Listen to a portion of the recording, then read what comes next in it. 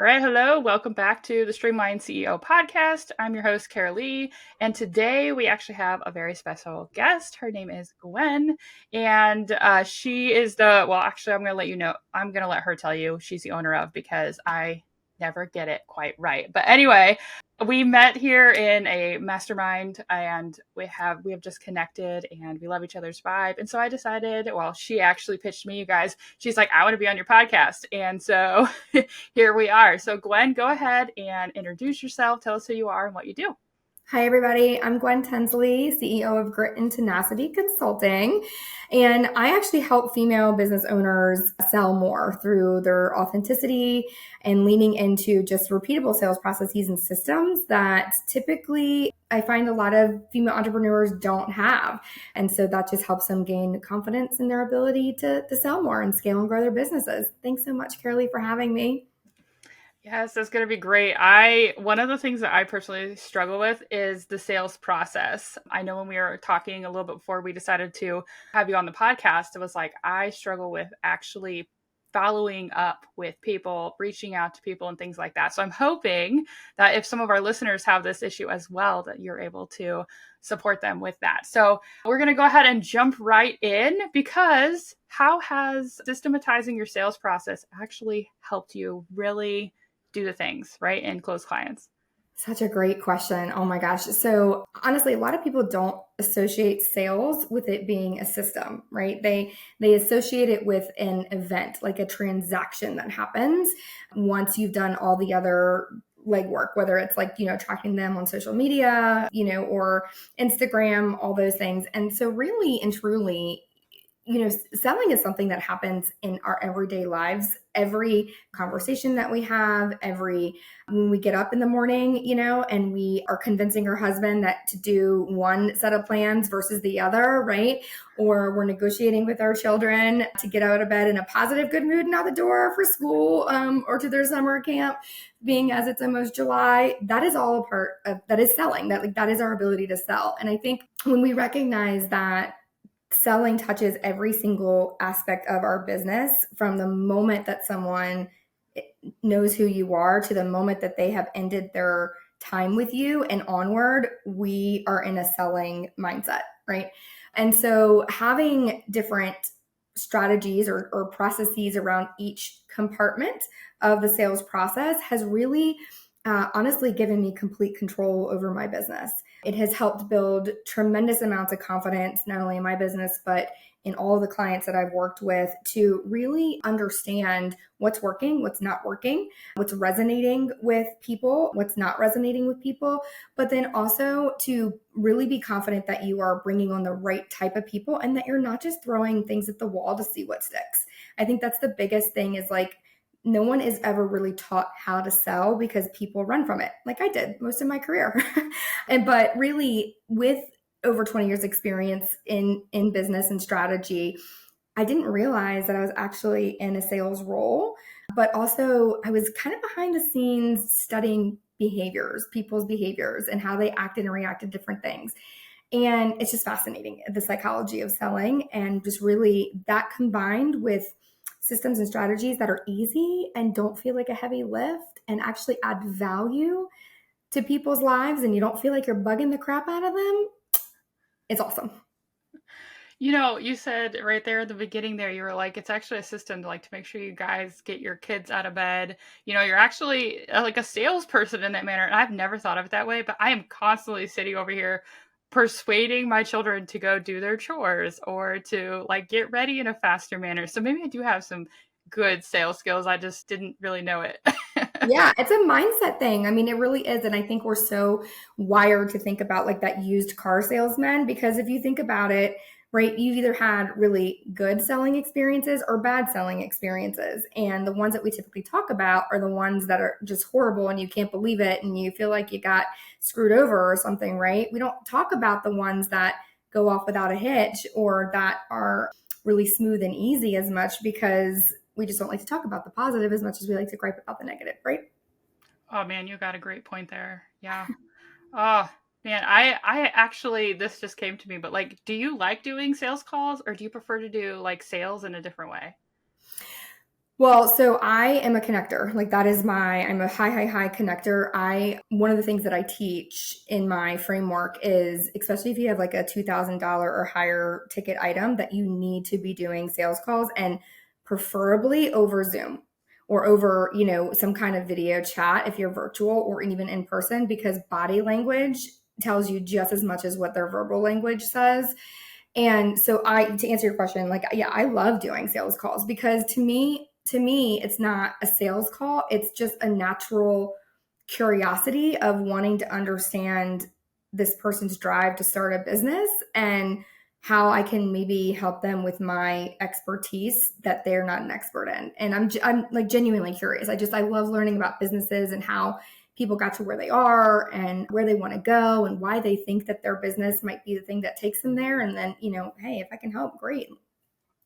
Oh my gosh, we have a similar mindset around that. I love sales calls for the exact same reasons, the body language and all of those things put together. If I'm ever working with anyone long term, they're definitely at least on a Zoom call before there's any sort of transaction, because I want to make sure we vibe together, because not vibing together can also not be a great long term partnership, or even a short term, if it's going to be draining on your own like mental health of sorts, right? So Right. I'm totally like, we need to be on, not necessarily a sales call, just a call in general. Like we need to meet before, if it's like a newer client that only saw me like on social media or wherever.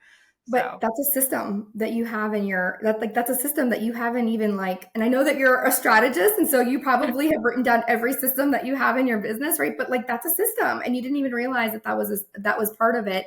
And it's a yeah. critical one, and it's one of the systems that helps give us control over who we work with and who we don't, and really protect our business, because so many times we don't have confidence in the questions that we're asking, or really understanding what the person wants from an outcome perspective. Like we just jump right in and start talking about all the ways that we can help them, when we really don't even know to the core what their problem is. And then next thing you know, you've brought on this client and they have misaligned expectations, and they're super high maintenance, and they're draining you, and you end up hating your business because you keep bringing on the wrong people, because you don't have the confidence on the front end, which is incredibly important. That is gold. What you just said there is gold. I have learned that. I've been in business for 5 years, so I've done this a time or two here. I have definitely brought on clients whether I needed money or I was like, oh, I can do this. It's simple. But in the end, sometimes it's not necessarily a good fit. And so it will actually cause more problems than it solves. I have definitely learned that the hard way. You also mentioned something about being confident in the beginning. And so, what's the biggest things that our listeners might be able to do to feel confident in going into sales calls or doing sales in general, coming from you?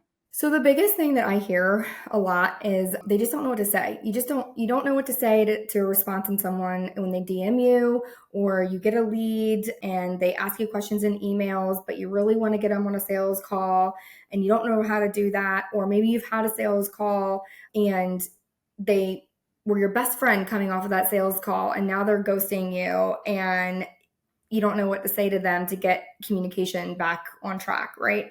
Like that's a large part of what I coach and teach on, and actually just give that I'm like that sales consultant in your back pocket, if you will, the way that the framework works, so that if you have things like that happen, you just send me a screenshot and I'm like, okay, let's talk this through. So you're learning as you go, right? It's an external processing thing, but then also we land on a script that is going to make you feel good about your response, and hopefully create a new client for you. So that's the biggest thing, is just, again, I think that people don't have a sounding board to connect with. And so it just feels like you're throwing things at the wall, like I said earlier, to see what sticks. And there's no real, like, maybe it worked for this one person and maybe it didn't over here. And so you tried the same thing with this other person and now you're confused that it didn't work. But it's really, again, to build confidence in any business. You can't just say I'm in business, but you have to have some foundations built in your business. And a sales strategy is absolutely one of them, but it's the one that nobody typically thinks of, because they're all worried about what platforms am I going to work off of? What, systematized, more on the technology back end, am I going to, house my business on? They don't ever think about what is my sales strategy. They think about a And marketing strategy, but they don't think about a sales strategy. And those are two different things.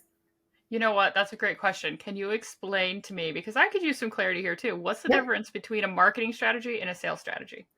So marketing is, in corporate terms, like public relations, right? Marketing is really getting just your visibility out there. Okay. Marketing is talking about a lot of the outcomes that people experience by working with you, right? But it's in my opinion, it's a lot of just brand work, like identifying your brand, your persona, right? Who is your ideal client that you want to work with and why? It's your website, right? Like it all of that is your marketing. Now, there is some crossover, but the biggest difference between sales and marketing is your language and tone starts to shift when you're in a sales conversation versus when you're in a marketing conversation, right?